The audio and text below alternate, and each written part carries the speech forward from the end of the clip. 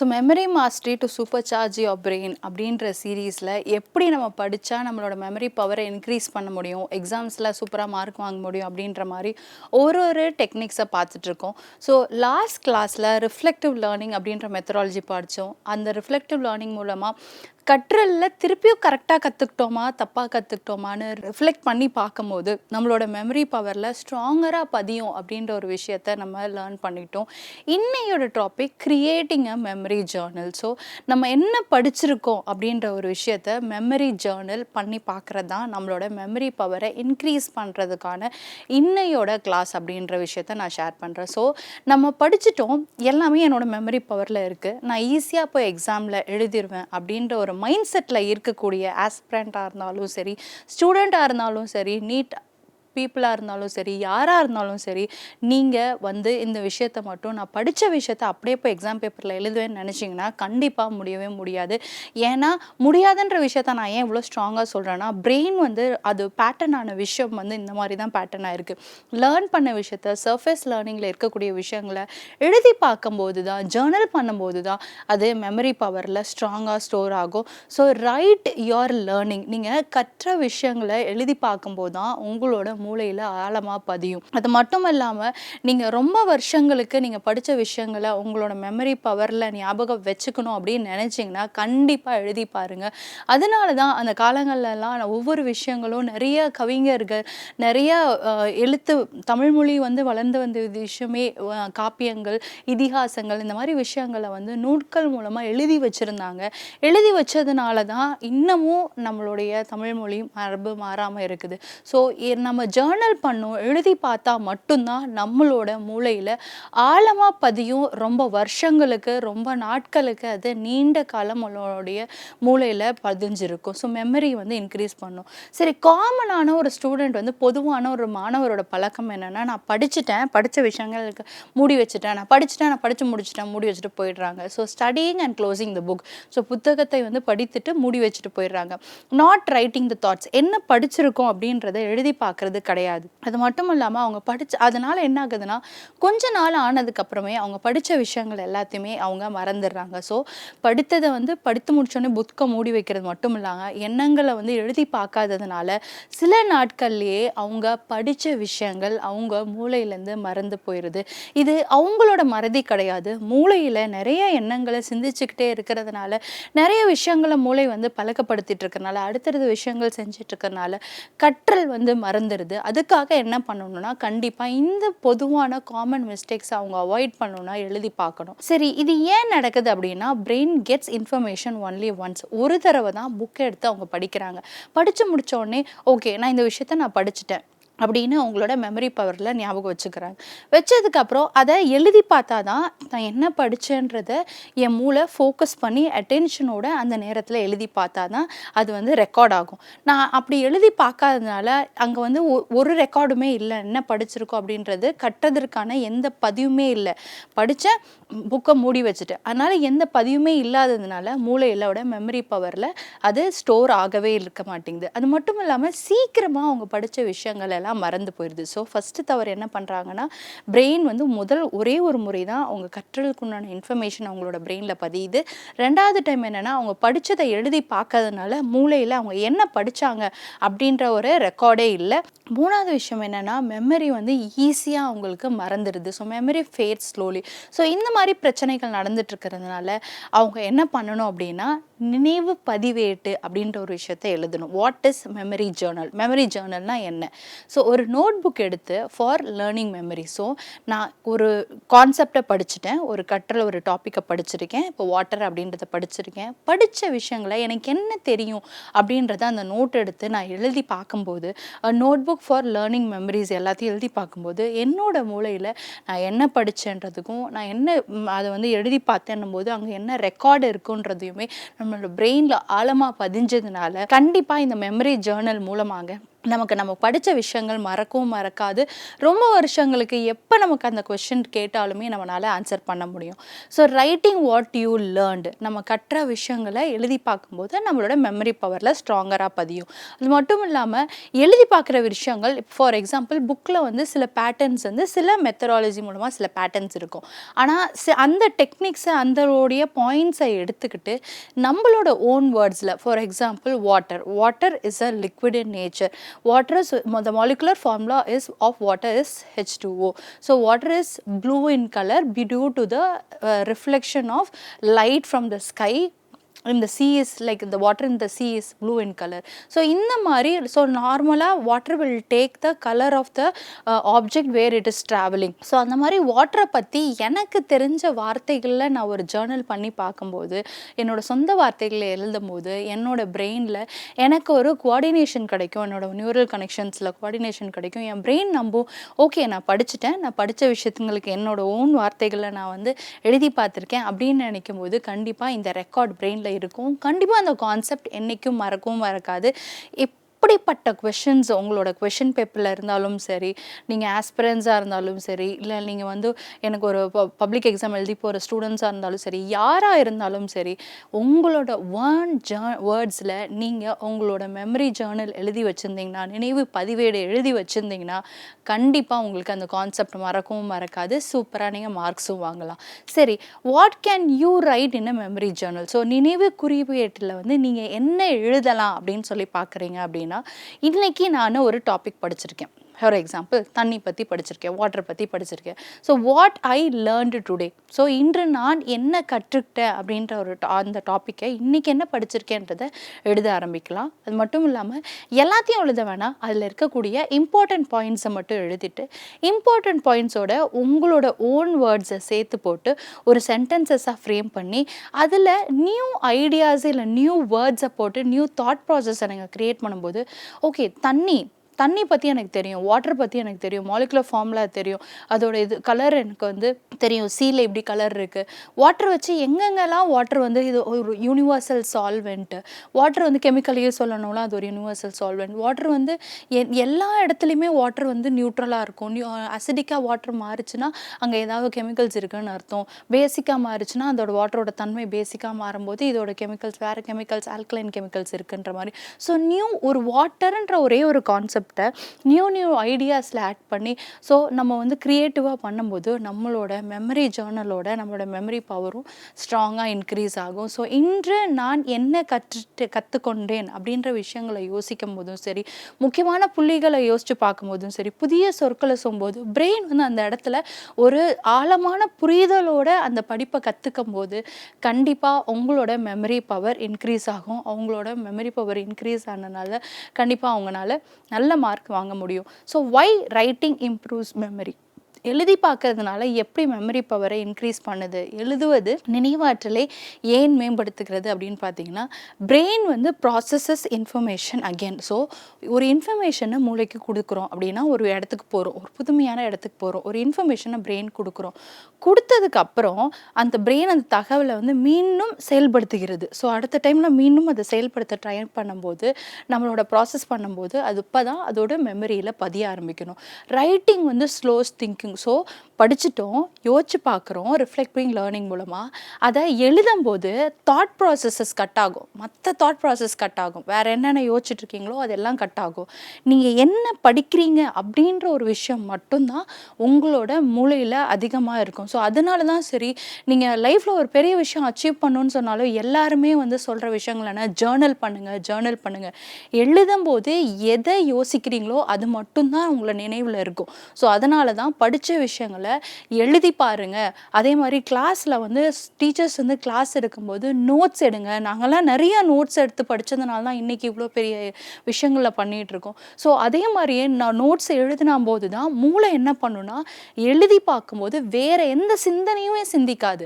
மற்ற இங்கே வெளியில் சவுண்டு கேட்குதா, அந்த சவுண்டு கேட்குதா, இவங்க பேசுகிறாங்களா, அவங்க பேசுகிறாங்களா, அந்த எந்த தாட் ப்ராசஸையுமே மூளை சிந்திக்காது. வெறும்னே என்ன கான்செப்டை நீங்கள் படிச்சிருக்கீங்களோ அதை மட்டும் மட்டும்தான் ரீப்ரொடியூஸ் பண்ணும். ஸோ அதனால தான் இந்த எக்ஸாம் பேட்டர்ன்ஸு பப்ளிக் எக்ஸாமினேஷனாக இருக்கட்டும் சரி, என்இபியோட நேஷ்னல் எஜுகேஷன் பாலிசி மூலமாக இருக்கக்கூடிய எக்ஸாம்ஸாக இருக்கட்டும் சரி, எல்லாமே ஏன் வச்சுருக்காங்கன்னா, ஒரு ஸ்டூடெண்ட் படித்த நாலேஜை எழுதும்போது தான் அவனுடைய மெமரியில் என்ன விஷயம் இருக்குது, அவனை எங்கே ஒரு வேலைக்கு போக வைக்க முடியும் சரி, இல்லை ஒரு ஆப்ரேஷன் டாக்டர் ஆகிறாங்க ஆப்ரேஷன் பண்ணோன்னாலும் அவங்க எழுதி பார்த்த விஷயங்கள் தான் அவங்களால ஸ்கில் பண்ண முடியும், அப்ளை பண்ண முடியும் அப்படின்ற விஷயத்துக்கு வரும். ஸோ நீங்கள் எழுதும்போது உங்களோட நினைவாற்றல் வந்து என்ன ஆகும்னா யோசனையை குறைக்கும். ஸோ எழுதுதல் வந்து சிந்தனையை மெதுவாக்குது.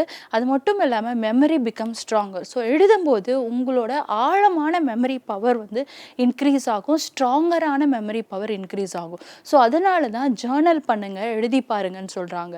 சரி, நார்மலாக மெமரி ஜேர்னலுக்கும் இந்த நார்மலாக நம்ம எடுத்துக்கிட்டு இருக்க நோட்ஸுக்கும் என்ன வித்தியாசம், நினைவு பதிவேட்டுக்கும் மற்ற சாதாரணமான குறிப்புகளுக்கும் என்ன வித்தியாசம்? இப்போ இருக்கிற பசங்க கிட்ட போய் நீங்கள் வந்து நார்மலாக நோட்ஸ் எடுங்கன்னா சாரி அவங்க பண்ண மாட்டாங்க. ஏன்னா அவங்க வந்து they are not patterned to that methodologies because they have been in a digital world. Digitally everything is given.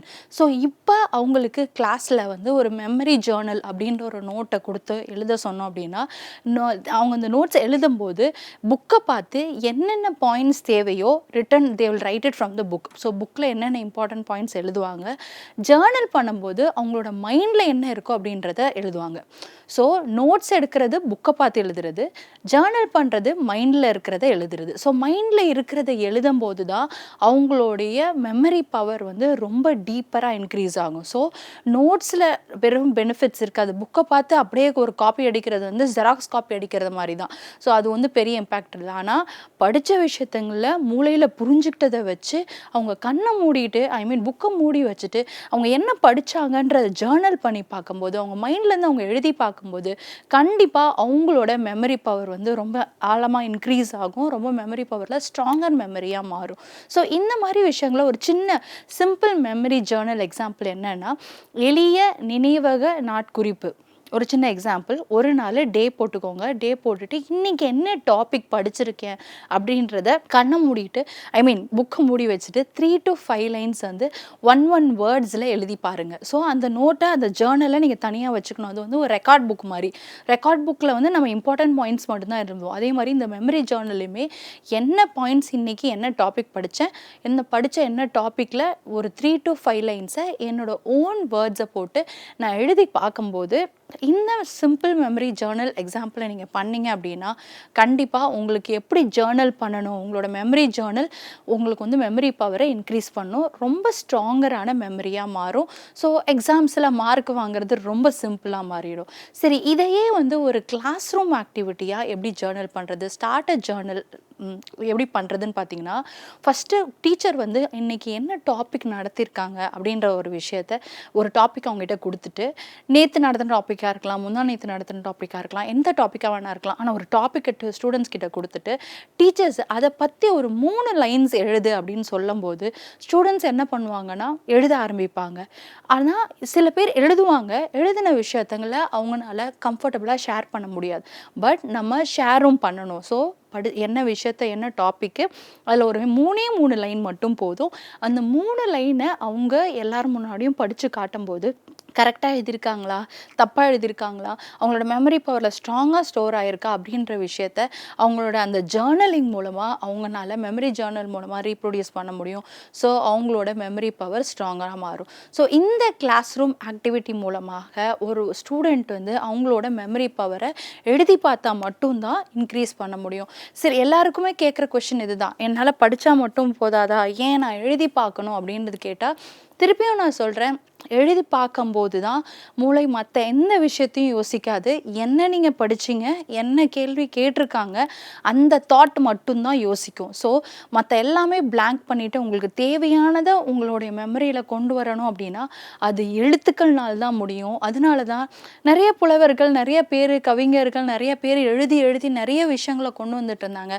But இப்போ நான் லேகிங்காக பார்க்குற விஷயம், ஸ்டூடெண்ட்ஸ் மத்தியில் ஆஸ்பிரன்ஸாக இருந்தாலும் சரி, யாராக யாராக இருந்தாலும் சரி, நான் ஒரு பெரிய லேகிங்காக ஒரு பெரிய கேப்பாக பார்க்குற விஷயம் அவங்களுடைய மெமரியில் அவங்களுடைய ரைட்டிங் ஸ்கில்ஸ் கம்மியாயிடுச்சு. எப்போ ரைட்டிங் ஸ்கில்ஸ் கம்மியாயிடுச்சோ அவங்களுடைய மெமரி பவர் கம்மியாயிடும். So how a memory journal help studies, நினைவக பதிவு புத்தகம் எப்படி அவங்களுக்கு ஹெல்ப் பண்ணுது. இது வந்து ஃபஸ்ட்டு அவங்களுக்கு வந்து ஈஸியாக ரிவைஸ் பண்ண முடியும்.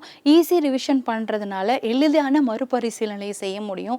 Better understanding. ஸோ அந்த மெமரி ஜேர்னல் எடுத்து அவங்க ஃபைனலாக எடுத்து ஒரு ரிவைஸ் பண்ணி பார்க்கும்போது அவங்களுடைய மெமரி பவரில் என்னென்ன படிச்சிருக்கோம், எப்படி படிச்சிருக்கோம், கரெக்டாக படிச்சிருக்கோமா, தப்பாக படிச்சிருக்கோமா, அதெல்லாம் ரிஃப்ளெக்ஷன் பண்ணி கரெக்டாக ஆன்சர் பண்ணியிருக்கோமா அப்படின்னு பார்க்கும்போது அவங்களோட பிரெயினில் மெமரி பவரில் ஸ்ட்ராங்காக ஸ்டோர் ஆகிருக்கும். ஸோ இந்த ஸ்ட்ராங்கான ஸ்டோரேஜ்னால ரீகால் எக்ஸாம் டைமில் அவங்க தேர்வில் வந்து வலுவான நினைவு கூறலாக இருக்கும். ஈஸியாக அந்த ஜேர்னலை எடுத்து அவங்க புக்கை எடுத்து சும்மா ரீவிசிட் பண்ணி பார்த்தாங்கனாலே போதும், அவங்களால எவ்வளோ பெரிய கான்செப்டாக இருந்தாலும் சரி, எவ்வளோ பெரிய கொஷின்ஸாக இருந்தாலும் சரி ஈஸியாக ஆன்சர் பண்ண முடியும். மார்க்ஸ் வந்து அதிகமாக ஸ்கோர் பண்ண முடியும். ஸோ த டிஃப்ரென்ஸ் பிட்வீன் ஜேர்னலிங்க்கும் மெமரி ஜேர்னலுக்கும் அவங்க எடுக்கிற நோட்ஸுக்கும் என்ன டிஃப்ரென்ஸ் நான் திருப்பி சொல்கிறேன். மெமரி ஜேர்னல் அவங்க படித்த விஷயங்களை அவங்க பிரெயின்லேருந்து எழுதுறது, அவங்க வந்து நோட்ஸ் வந்து புக்கை பார்த்து எழுதுறது. ஸோ டேக்கிங் நோட்ஸ் இஸ் இப்போ வந்து பண்ண மாட்டாங்க இப்போ இருக்கக்கூடிய டிஜிட்டல் டிரான்ஸ்ஃபர்மேஷனில். பட் மெமரி ஜேர்னலிங் அப்படின்ற ஒரு விஷயம் வந்து ஸ்டூடெண்ட்ஸ் கிட்ட கொண்டு போனோம் அப்படின்னா கண்டிப்பாக இது வந்து ஒரு பெரிய டூலாக இருக்கும். ஏன் இந்த டூல் பெருசாக இருக்கும் அப்படின்னு நான் சொல்ல வரேன்னா, அவங்களோட புக்கோட ஒர்க் லோடு எல்லாமே, அவங்களோட கேரிங் த புக்ஸ் எல்லாமே குறையும். கரெக்டாக என்ன படிச்சிருக்கீங்க, என்ன டாபிக் நான் மேம் டீச் பண்ணியிருக்கேன், அந்த டாபிக் உண்டான கான்செப்ட்ஸை நீ எழுது அப்படின்னு சொல்லும்போது அவன் அப்படியே வந்து ஒவ்வொரு வாட்டியுமே செல்ஃப் ரிஃப்ளெக்ஷன் மூலமாக அந்த லேர்னிங்கை கரெக்டாக லேர்ன் பண்ணும்போது கரெக்டாக அவங்க ஆன்சர் பண்ணுவாங்க. ஸோ ஃப்யூச்சரில் அவங்களோட மெமரி பவர் வந்து ஸ்ட்ராங்காக இன்க்ரீஸ் ஆகும். ரொம்ப அவங்களால ஹையர் மார்க்ஸ் வாங்க முடியும். சரி, இந்த மெமரி ஜேர்னல் எப்படி வந்து நம்ம ஒவ்வொரு சப்ஜெக்ட்ஸில் யூஸ் பண்ண முடியும், வெவ்வேறு பாடங்களுக்கான நினைவு குறிப்பீடு எப்படி யூஸ் பண்ண முடியும். இப்போ ஃபார் எக்ஸாம்பிள் மேக்ஸ் எடுத்துக்கிட்டோம் அப்படின்னா மேக்ஸில் வந்து ஸ்டெப்ஸ் இருக்குது. அந்த ஸ்டெப்ஸை வந்து படிக்கணும், லேர்ன் பண்ணணும். லேர்ன் பண்ணிட்டதுக்கப்புறம் அப்படியே விட்டுட்டா ஸ்டெப்ஸ் ஞாபகம் இருக்காது. நிறைய ஸ்டூடெண்ட்ஸ் பண்ணுற பெரிய தப்பே இதுதான். என்னென்னா, நான் படிச்சுட்டேன், நான் சம்ஸை பார்த்துட்டேன், என் கண்ணில் இருக்குது, என் மூளையில் இருக்குது, என்னால் ஆன்சர் பண்ண முடியும். கண்டிப்பாக முடியாது. ஏன்னா நீங்கள் ஃபஸ்ட்டு சம் பார்க்குறீங்க, பார்த்து முடித்ததுக்கப்புறம் அதே பேட்டர்னில் இன்னொரு சம் பார்த்தீங்கன்னா ஓகே. பட் இன்னொரு சம் வந்து இன்னொரு பேட்டர்னில் இருக்கும்போது பேட்டர்ன் ஏ சம்மும் பேட்டர்ன் பி சம்மும் உங்களுக்கு கன்ஃபியூஸ் பண்ணும். பேட்டர்ன் பி ஒரு சம் பார்த்துட்டு அப்புறம் பேட்டர்ன் சியில் ஒரு சம் பார்த்தீங்கன்னா அது தேர்டு 3 பேட்டர்ன்ஸை பார்க்கும்போது பிரெயின் பொறுத்த வரைக்கும் நிறைய பேட்டர்ன்ஸை பார்க்க ஓவர் இன்ஃபர்மேஷன் ஆகி அப்படி பார்த்தீங்கன்னா நம்ம கண்ணால் டெய்லியுமே காலையிலேருந்து நைட்டு தூங்குறதுக்குள்ளே எவ்வளோ இன்ஃபர்மேஷன்ஸ் பார்க்குறோம். ஆனால் எல்லா இன்ஃபர்மேஷனுமே நம்ம மெமரியில் ஞாபகம் வச்சுக்கிறதுல எந்த இன்ஃபர்மேஷனுக்கு நம்ம டைம் கொடுத்து, எந்த இன்ஃபர்மேஷனுக்கு நம்ம ஃபோக்கஸ் கொடுத்து, எந்த இன்ஃபர்மேஷன் நம்ம எழுதி பார்த்துருக்கோமோ, ஜேர்னல் பண்ணியிருக்கோமோ அந்த விஷயங்கள் தான் நம்ம மெமரியில் இருக்கும். ஸோ அதே மாதிரி ஸ்டெப்ஸை மேக்ஸை பொறுத்த வரைக்கும் ஒர்க் பண்ணி பாருங்கள். இந்த பேட்டர்ன் ஏல ஒரு சம், இதில் 4 ஆப்ஷன்ஸ் இருக்குது. இந்த சம்மில் இந்த மாதிரி அதே பேட்டர்ன் ஏல 4 மாடல் இருக்குது. அதில் என்னென்ன டிஃப்ரென்ஸ் அப்படின்னு சொல்லி ஒர்க் பண்ணால் மட்டும்தான் மேக்ஸில் 100க்கு 100ஓ 200 வாங்க முடியும். அதே மாதிரி சயின்ஸில் கான்செப்டை அண்டர்ஸ்டாண்ட் பண்ணுறதுல எழுதி பார்க்கணும். ஃபார் எக்ஸாம்பிள் இப்போ potential energy, kinetic energy, photosynthesis, chemical acid base reactions எதுவாக இருந்தாலும் சரி நீங்கள் எழுதி பார்க்கும்போது தான் உங்களோட பிரெயின் அந்த இடத்துல ஃபோக்கஸ் பண்ணும். ஃபோக்கஸ் பண்ணால் மட்டும்தான் உங்களோட பிரெயினில் ரெக்கார்ட் ஆகும். தேவையில்லாத இன்ஃபர்மேஷன்ஸ் எழுத வேணாம். ஐ டோன்ட் சே உங்களை வந்து நான் நோட்ஸ் எடுக்க சொல்லலை, ஜேர்னல் பண்ண சொல்கிறேன். படித்த விஷயங்கள், மூளையில் சிந்திக்கக்கூடிய விஷயங்கள், ஞாபக சக்தியில் இருக்கக்கூடிய விஷயங்களை எழுதுனீங்கன்னா அதுதான் ஜேர்னலிங். ஸோ சயின்ஸில் கான்செப்டை அண்டர்ஸ்டாண்ட் பண்ணிக்கிட்டு எழுதி பார்க்கும்போது உங்களுக்கு ரொம்ப கான்ஃபிடென்ஸ் கிடைக்கும். இந்த கான்செப்டை எனக்கு ஈஸியாக புரிஞ்சிருச்சு, என்னையால் இதை எங்கே அப்ளை பண்ண அப்படின்னு சொன்னால் கூட என்னால் அப்ளை பண்ண முடியுன்ற ஒரு ஹாப்பினஸோடு பண்ணுவீங்க. அதே மாதிரி சோஷியலில் வந்து கீ ஈவெண்ட்ஸு, லாங்குவேஜில் வந்து புது புது வார்த்தைகள் இருக்கும். ஸோ புதிய சொற்கள், சமூக அறிவியல், அதில் புதிய நிகழ்வுகள். ஸோ இது எல்லாத்தையுமே நீங்கள் எழுதி வச்சு படிச்சிங்க அப்படின்னா நீங்கள் நம்ப மாட்டீங்க. நான் ஸ்கூல் டேஸில் வந்து ஒரு 25 to 30 மேப்ஸ், ஒரே இந்தியா மேப்பை ஒவ்வொன்றா திருப்பி ரிப்பீட்டேஷன் மூலமாக வேறு கலர்ஸ், வேறு பிக்சர்ஸ் வச்சு ஒரு க்ராப்ஸாக என்ன இதுன்னு சொல்லிட்டு 30 மேப் ஒரு நோட்டாக நாங்கள் செஞ்சு எங்கள் மேம் கிட்ட சப்மிட் பண்ணோம். அப்போ எங்களுக்கு வந்து என்ன ஆயிடுச்சுன்னா எங்கள் பிரெயின் பேட்டர்ன் ஆன விஷயம் என்ன, திருப்பி திருப்பி நான் எழுதி அதே இந்தியா மேப் தான், ஆனால் வேறு வேறு லொக்கேஷனில் வேறு வேறு ரிசோர்ஸஸை நான் வரைஞ்சதுனால எனக்கு அவ்வளோ என்னோடய மெமரி பவரில் ஸ்ட்ராங்கராக அந்த மேப்பை வந்து திருப்பியும் கேட்டால் கூட என்னால் இந்தியா மேப்பை வரைய முடிஞ்சிச்சு. ஸோ இந்த ஒரு டூலை நான் உங்களுக்கு சொல்கிறதுக்கு காரணம் என்னென்னா, நீங்கள் மெமரி ஜேர்னல் அப்படின்ற ஒரு விஷயத்த ரொம்ப ஸ்ட்ராங்காக யூஸ் பண்ணீங்க அப்படின்னா கண்டிப்பாக எக்ஸாம் டைமில் எக்ஸாம் ஃபியர்ஸ் தடுக்கலாம். when you have a fear, your brain will not work. If your brain will not work, you cannot reproduce. So நீங்கள் படித்த விஷயங்கள் வந்து நீங்கள் பயந்துட்டீங்க அப்படின்னா உங்களோட மூளை வேலை செய்யாது. வேலை செய்யலைன்னா கண்டிப்பாக எக்ஸாம் பேப்பரில் பார்க்கும்போது மார்க் கம்மியாகுது.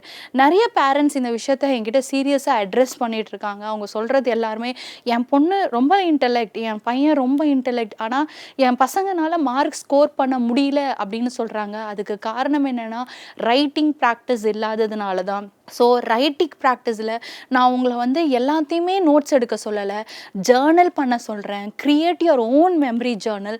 இந்த மெமரி ஜேர்னலை நீங்கள் யூஸ் பண்ணுறது மூலமாக கண்டிப்பாக உங்களோட மெமரி பவர் இன்க்ரீஸ் ஆகும். மெமரி பவர் இன்க்ரீஸ் ஆகிறதுனால எக்ஸாம்ஸில் மார்க்ஸ் வாங்குறது ரொம்ப சிம்பிளாக இருக்கும். எக்ஸாமில் மார்க் ஒவ்வொரு இயர்லேயும் நீங்கள் வாங்குகிற மார்க்ஸ் தான் உங்களுக்கு ஒரு கான்ஃபிடென்ஸை கொடுக்கும்.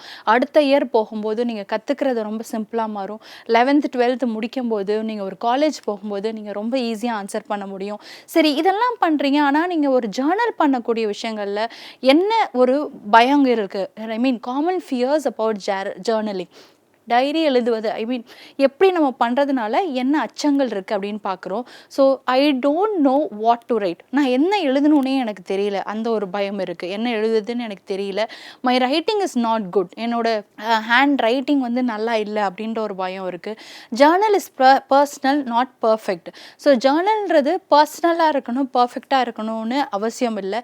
ஸோ ஃபார் எக்ஸாம்பிள், எனக்கு எழுத தெரியல, இந்த மாதிரி பொதுவான பயங்கள் இருந்தால் அந்த பயத்தெல்லாம் ஒவ்வொன்றும் தள்ளி வச்சுட்டு நான் என்ன படிச்சிருக்கேன், என்ன நாலேஜ் எனக்கு இருக்குது, இன்றைக்கி என்ன டாபிக் பார்த்துருக்கேன், அந்த டாப்பிக்கை எனக்கு பிடிச்ச வார்த்தைகளை போட்டு நான் ஒரு ஜேர்னல் எழுத போகிறேன். நான் எழுதுகிற ஜேர்னல் வந்து என்னோடய மெமரி ஜேர்னல். என்னோட கிளாஸுக்கு ஒன்றான டாபிக் ஒன்றான, இப்போ ஃபிசிக்ஸுக்குன்னு ஒரு மெமரி ஜேர்னல், கெமிஸ்ட்ரிக்குன்னு ஒரு மெமரி ஜேர்னல், பயாலஜிக்குன்னு ஒரு மெமரி ஜேர்னல் நான் வச்சுருக்கேன். நான் எழுதுகிறேன். அதை நான் படித்தா எனக்கு புரியும், அது புரிஞ்சால் போதும். So your Journal should be personal. இந்த புரிஞ்ச விஷயங்களை வச்சுக்கிட்டு நீங்கள் எக்ஸாம் பேப்பரில் ஆன்சர் பண்ணும்போது ரொம்ப சிம்பிளாக உங்களால் ஆன்சர் பண்ண முடியும், ஈஸியாக ஆன்சர் பண்ண முடியும். ஸோ உங்களோட மெமரி பவர் இன்க்ரீஸ் ஆகிறது மட்டும் இல்லாமல் உங்களோட மார்க்ஸும் கண்டிப்பாக இன்க்ரீஸ் ஆகும். சரி, வேறு என்னென்ன மிஸ்டேக்ஸை நம்ம வந்து அவாய்ட் பண்ணணும், தவிர்க்க வேண்டிய பொதுவான தவறுகள் என்னென்ன அப்படின்னு பார்த்தீங்கன்னா, காப்பிங் த டெக்ஸ்ட் புக். நம்ம பசங்க வந்து ஜேர்னலுக்குமே மெமரி ஜேர்னலுக்குமே நோட்ஸுக்குமே வித்தியாசம் தெரிஞ்சாமல் நான் எனக்கு எழுத தெரியணும், சொந்த வேர்ட்ஸை போடணும்னு சொல்லும் போது ஒரு பயத்தில் என்ன பண்ணிடுறாங்கன்னா, புக்ஸை பார்த்தோ இல்லை நோட்ஸை பார்த்தோ அப்படியே காப்பி பண்ணுறது. ஸோ நம்ம வந்து காப்பிங் த டெக்ஸ்ட் புக் பண்ணக்கூடாது, புத்தகத்தை வந்து அப்படியே நகல் எடுக்கக்கூடாது. Writing too much. ஜேர்னல் பண்ணும்போது ஒரு வார்த்தைகள், ஒரு ஃபியூ சென்டென்ஸ் தான் இருக்கணும். ஃபுல்லாமே நான் வந்து எல்லாமே ஏ டு Z வரைக்கும் எல்லாத்தையும் எழுதக்கூடாது. ரைட்டிங் டூ மச், அதையும் பண்ணக்கூடாது. அதே மாதிரி ஜேர்னல் பண்ணலன்னு இருக்காம இன்றைக்கி என்ன டாபிக் நான் படித்து நான் எழுதாமல் ஜேர்னல் பண்ணாமல் இன்றைக்கி விட்டுறேன், நாளைக்கு படித்து எழுதிக்கிறேன், நாளை கழிச்சு எழுதிக்கிறேன்னு ஒரு 3 நாள் சேர்த்து வச்சு நீங்கள் வந்து டாபிக்ஸை பண்ணும்போது, ஸ்கிப்பிங் த டேஸ் பண்ணும்போது கண்டிப்பாக உங்களோட மெமரி ஜேர்னலில் அது ஒரு கேப்பாக இருக்கும். இந்த பேட்டர்னை, ஒரு விஷயத்தை பிரெயின் 3 days ஃபாலோ பண்ணிருச்சு அப்படின்னா அந்த பேட்டர்னில் அங்கே ஒரு பெரிய கேப்பாக இருக்கும். ஸோ இந்த மாதிரி மிஸ்டேக்ஸை நீங்கள் அவாய்ட் பண்ணிங்க அப்படின்னா கண்டிப்பாக உங்களோட மெமரி பவர் இன்க்ரீஸ் ஆகும். சரி, தினசரி ஒரு ப்ராக்டிஸ் செஷன் எப்படி நம்ம பண்ணிக்கலாம் அப்படின்னா, ஒரு நோட் எடுங்க, right 5 minutes daily, 1 page maximum, right before sleep. So தினமும் காலையில் நைட்டோ காலையிலையோ உங்களுக்கு பிடிச்ச டைமில், பட் இருந்தாலும் நைட் எழுதுறது வந்து ரொம்ப பெஸ்ட்டாக இருக்கும். ஏன்னா தூங்குறதுக்கு முன்னாடி நம்ம இன்றைக்கி டே ஃபுல்லாக என்ன ரன் பண்ணியிருக்கோம் அப்படின்ற ஒரு விஷயம் இருக்கும். ஸோ தினமும் 5 நிமிடங்கள் எழுத வேண்டும். எழுதினதுக்கப்புறம் அது அட்லீஸ்ட் ஒரு 1 page ஆச்சு இருக்கணும். நான் என்ன இன்றைக்கி டே ஃபுல்லாக கோ த்ரூ பண்ணேன் அப்படின்றது 1 page ஆச்சு இருக்கணும். இது வந்து தூங்குறதுக்கு முன்னாடி எழுதிட்டு படிச்சிங்கன்னா தேவையில்லாத நெகட்டிவ் மெமரிஸ் எல்லாமே உங்களுக்கு எரேஸ் ஆகிடும். எது தேவையோ அந்த பாசிட்டிவ் மெமரி மட்டும் மட்டும் நீங்கள் ரிஃப்ளெக்ட் பண்ணி பார்ப்பீங்க. நீங்கள் பார்க்கும்போது உங்களுடைய ஸ்லீப் வந்து ரொம்ப ரொம்ப மெலடியாக இருக்கும், ரொம்ப டிவைனாக இருக்கும், நல்ல ஒரு ஸ்ட்ரெஸ் ஃப்ரீயாக ஒரு ஹாப்பி ஸ்லீப்பாக இருக்கும். ஏன்னா உங்களோட அந்த ஒன் பேஜில் உங்களுக்கு நடந்த சந்தோஷமான விஷயங்களை நீங்கள் நிறைய ஃபோக்கஸ் பண்ணி எழுதியிருப்பீங்க. ஸோ இதை வந்து ஒரு சின்ன ப்ராக்டிஸ் ஜேர்னலிங் டிப்பாக நீங்கள் எடுத்துக்கிட்டிங்கன்னா உங்களுக்கு மெமரி ஜேர்னல் அப்படின்னு சொல்லிட்டு உங்கள் கிளாஸில் நீங்கள் எழுத வேண்டிய விஷயங்கள் சப்ஜெக்ட்ஸை உங்களுக்கு ஜேர்னல் பண்ணுறதுக்கு ரொம்ப சிம்பிளாக இருக்கும். So have your own personal Journal. இது ஒரு டெய்லி ப்ராக்டிஸ் ஐடியாவாக எடுத்துக்கிட்டால் ரொம்ப சஃபிஷியண்ட்டாக இருக்கும். சரி, இது எப்படி குழந்தைங்களுக்கு வந்து சப்போர்ட் பண்ணுது? பெனிஃபிட்ஸ் ஃபார் சில்ட்ரன், குழந்தைகளுக்கான நன்மைகள் என்னென்ன அப்படின்னு பார்த்தீங்கன்னா, இந்த ஜேர்னலிங் பண்ணும்போது கரெக்டான பாயிண்ட்ஸ் எழுதும்போது சொந்த வார்த்தைகள் சேர்த்து ஜேர்னல் பண்ணும்போது அவங்களோட மெமரி பவர் இன்க்ரீஸ் ஆகும். ஸோ வலுவான நினைவாற்றலை இன்க்ரீஸ் பண்ணும். இந்த வலுவான நினைவாற்றல் இன்க்ரீஸ் பண்ணுறதுனால they will have a better focus. So better focus இருக்கும். பெட்டர் ஃபோக்கஸ் பண்ணுறதுனால அவங்களுக்கு ஒரு கிளியர் திங்கிங் இருக்கும். ஸோ நல்ல கவனமாக இருப்பாங்க, தெளிவான சிந்தனையாக இருப்பாங்க. ஸோ அவங்க யோசிக்கிற விஷயங்களும் சரி, அவங்க படிக்கிற விஷயங்களும் சரி, அவங்களோட மூளையில் ஆழமாக பதியும். ஸோ அதனால் ஈஸியாக அவங்களால இது பண்ண முடியும்.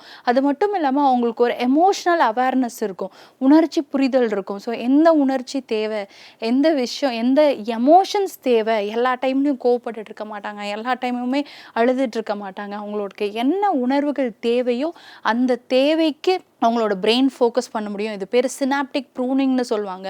ஸோ நரம்பு நம்மளுடைய மூளையில் இருக்கக்கூடிய நியூரான் செல்களும் அதோட முடிச்சுகளும் எது தேவையான முடிச்சுகள் மட்டும் கரெக்டான விஷயங்களுக்கு மெமரிக்கு ஃபோக்கஸ் பண்ணி அதை வந்து சார்ட் அவுட் பண்ணும்போது அவங்களோட தெளிவான எமோஷனல் அவேர்னஸோடு இருப்பாங்க. ஸோ மெமரி மூலமாக ஜேர்னலிங் பண்ணுறது மூலமாக அவங்களோட உணர்ச்சியவும் அவங்க புரிதலோட அவங்க வந்து ரீப்ளேஸ் பண்ண முடியும், அவங்க வந்து நடந்துக்க முடியும். இதனால் உணர்ச்சி புரிதல்னால எமோஷ்னலி அவேராக இருக்கனால எக்ஸாம் பேப்பரில் கொஷின் பேப்பரை பார்த்ததுக்கப்புறம் அவங்களுக்கு ஃபியர் வராது. ஃபியரையுமே அவங்க ஹேண்டில் பண்ணிடுவாங்க. அப்போ என்ன படிச்சிருக்காங்க, என்ன மெமரி ஜேர்னலில் அவங்க எழுதுனாங்களோ அதை எல்லாத்தையுமே அவங்க ரீப்ரொடியூஸ் பண்ண முடியும். ஸோ ரீப்ரொடியூஸ் பண்ணுறதுனால அவங்களால ஈஸியாக மார்க் வாங்க முடியும். ஈஸியாக மார்க் வாங்கினதுனால கண்டிப்பாக லைஃப்பில் ஒரு நல்ல பொசிஷனுக்கு அவங்க போவாங்க. ஸோ இந்த ஒரு டெக்னிக் மூலமாக குழந்தைகளுக்கு ஒரு நல்ல நன்மை நமக்கு கிடைக்கும். ஸோ இந்த மெமரி மாஸ்டரி டெக்னிக்கில் இந்த ஜேர்னலிங், மெமரி ஜேர்னல் அப்படின்ற ஒரு விஷயம் நோட்ஸ் கிடையாது, புக்கை பார்த்து எழுதுறது கிடையாது. மெமரி ஜேர்னிங் மூளையில் என்ன படிச்சிருக்காங்களோ அதை பார்த்து எழுதுறதுனால அவங்களுடைய மெமரி பவர் இன்க்ரீஸ் ஆகும். It strengthens their memory. So எழுதுதல் வந்து அவங்களுடைய நினைவாற்றலை வந்து வலுப்படுத்துறதுனால எப்படிப்பட்ட நீங்கள் ஆஸ்பிரண்ட்டாக இருக்கட்டும், ஸ்டூடெண்ட்ஸாக இருக்கட்டும், யாராக வேணா இருக்கட்டும், கற்றல் வந்து ஃபன்னாகவும் இருக்கும், ஹாப்பியாகவும் இருக்கும். லேர்ன் பண்ணணும், நான் படித்த விஷயங்களை என்னால் ரீப்ரொடியூஸ் பண்ண முடியுது அப்படின்ற ஒரு சந்தோஷத்தில் அவங்க எழுதும்போது அவங்களோட மெமரி பவர் இன்க்ரீஸ் ஆகும். So writing strengths the memory. அதே மாதிரி journal makes learning personal. So journal வந்து கற்றலை தனிப்பட்டதாக மாற்றும். ஃபார் எக்ஸாம்பிள், இப்போ நான் ஒரு மெமரி ஜேர்னல் க்ரியேட் பண்ணுறேன், என்னோட ஃப்ரெண்ட் ஒரு மெமரி ஜேர்னல் க்ரியேட் பண்ணுறோம். 2 பேரும் எக்ஸ்சேஞ்ச் பண்ணாலுமே அந்த மெமரி ஜேர்னலில் நான் எழுதினது தான் எனக்கு புரியும். ஏன்னா என்னோட வேர்ட்ஸில் என்னோட க்ரியேட்டிவிட்டி மூலமாக நான் பாயிண்ட்ஸ் எடுத்து வச்சுருப்பேன். அதே மாதிரி அவங்களோட மெமரி ஜேர்னலுமே ஒரு தனியாக இருக்கும், புரிதலாக இருக்கும். அதை அவங்க பிரெயின்லேருந்து எக்ஸ்பிளைன் பண்ணால் மட்டும்தான் புரியும். அப்போ ஒரு 2 ஸ்டூடெண்ட்டு ஒன்றா உட்காந்து மெமரி ஜேர்னல் எழுதிட்டு, நான் ஒரு ஜேர்னல் அவங்க ஒரு ஜேர்னல் எழுதிட்டு அவங்க அதே கான்செப்டை எப்படி எழுதியிருக்காங்கன்னு அவங்க எக்ஸ்பிளைன் பண்ணும்போது தான் எனக்கு புரியும். நான் எப்படி எழுதி வச்சுருக்கேன்றதை நான் எக்ஸ்பிளைன் பண்ணும்போது தான் அவங்களுக்கு புரியும். அப்போ லேர்னிங் வந்து ரொம்ப சிம்பிளாக மாறிடும். அப்போ நான் ஒரு 3 பாயிண்ட்ஸை வேறு விதமாக டைமென்ஷனில் யோசிச்சு எழுதி வச்சுருக்கலாம், ஆனால் கான்செப்ட் அதே தான். அவங்க ஒரு கான்செப்ட் அதே கான்செப்ட்டுக்கு வேறு ஃபார்மில் எழுதி வச்சுருக்கலாம். இப்போ நாங்கள் 2 பேரும் சேரும்போது எங்களுக்கு ஒரு வைட் நாலேஜ் ஆஃப் பர்செப்ஷன் கிடைக்கும். அது மூலமாக என்னோட மெமரி பவரும் இன்க்ரீஸ் ஆகும், என்னோட ஃப்ரெண்டோட மெமரி பவரும் இன்க்ரீஸ் ஆகும். ஸோ இந்த மாதிரி ஜேர்னல் வந்து மெமரி ஜேர்னல் வந்து பர்சனல் ஜேர்னலாக இருக்கிறதுனால அவங்களோட ஸ்ட்ராங்கர் மெமரி மூலமாக எந்த இடத்துல எப்படிப்பட்ட கொஷின் பேப்பராக இருந்தாலும் சரி அவங்க ஆன்சர் பண்ணணும்னு ட்ரை பண்ணும்போது கண்டிப்பாக அவங்களால ஈஸியாக ரீப்ரொடியூஸ் பண்ண முடியும். ரீப்ரொடியூஸ் பண்ணுறதுனால சிம்பிளாக அவங்களால எவ்வளோ மார்க்ஸ் வாங்க முடியுமோ அந்த மார்க்ஸை வாங்க முடியும். மார்க்ஸ் வாங்குறதுனால marks are not for the classes, எக்ஸாம்ஸ்க்கு மட்டும் மார்க்ஸ் கிடையாது. மார்க்ஸ் வந்து அவங்களுடைய கான்ஃபிடன்ஸ் லெவல் இன்க்ரீஸ் பண்ண முடியும். அவங்கள கேட்டகரைஸ் பண்ண ஃபார் எக்ஸாம்பிள் நீ 50ஸ்க்கு வாங்கியிருக்கவங்க ஒரு கேட்டகரியாக பிரிங்க, டிஸ்டிங்ஷனில் வாங்கியிருக்கவங்கள ஒரு பிரிங்க அப்படின்ற மாதிரி கேட்டகரைஸ் பண்ணும்போது அவங்களுக்குள்ளே இருக்கக்கூடிய செல்ஃப் கான்ஃபிடென்ஸ் மூலமாக இந்த கான்செப்ட்ஸை நான் கரெக்டாக பார்த்துட்டேன், அடுத்த லெவல் இதில் நான் 90% வாங்கிட்டேன், அடுத்த நான் டாப்பிக்கில் இன்னும் 90% வாங்கணும், ஸோ இந்த டாப்பிக்கில் நான் ஸ்கில் பண்ணிக்கிட்டேன், அடுத்த டாப்பிக்கை நான் ஸ்கில் பண்ணணும் அப்படின்ற ஒரு கான்ஃபிடென்ஸும் அவங்களோட மெமரியை வந்து இன்னும் ஸ்ட்ராங்கராக மாற்றுறதுக்கு உண்டான அவங்களுக்கு ஒரு கான்ஃபிடென்ஸ் கிடைக்கும். ஸோ ஜேர்னல் வந்து எப்பயுமே மெமரி ஜேர்னல்ஸ் வந்து ரொம்ப சப்போர்ட் பண்ணும். இட் மேக்ஸ் யுவர் லேர்னிங் வந்து பர்சனலாக இருக்கும், கற்றலை வந்து தனிப்பட்டதாக மாற்றும். அதே மாதிரி small writing creates big memory. So மூளையை பொறுத்த வரைக்கும் சின்ன சின்ன விஷயங்களாக நம்ம ஒரு விஷயத்தை உடைச்சோ இல்லை ஃப்ராக்ஷன் பண்ணியோ இல்லை குட்டி குட்டி விஷயங்களாக பார்த்தோன்னா மட்டும்தான் பிரெயினால் ஒரு பிக்கர் பிக்சரை கொண்டு வர முடியும். நீங்கள் என்னதான் பிரெயினுக்கு வந்து ஒரு பெரிய விஷயங்கள், ஒரு பெரிய பிக்சர், பிகர் பிக்சர் நீங்கள் கொடுத்தீங்கனாலும் உங்களோட பிரெயினில் அது ஓவர் டம்பிங் நாலேஜாக இருக்கும், அதை அண்டர்ஸ்டாண்ட் பண்ண முடியாது. ஸோ அதை ஓவர் கம் பண்ணணுன்னா இந்த மெமரி ஜேர்னல் டெக்னிக்கை நீங்கள் யூஸ் பண்ணிங்கன்னா கண்டிப்பாக உங்களுக்கு சப்போர்ட் பண்ணும். ஸோ இந்த மெமரி மாஸ்டரி கிளாஸ் மூலமாக உங்களை மீண்டும் சந்தித்ததுக்கு நான் ரொம்ப சந்தோஷமாக இருக்கிறேன். அடுத்த கிளாஸில் மீண்டும் சந்திப்போம். நன்றி, வணக்கம்.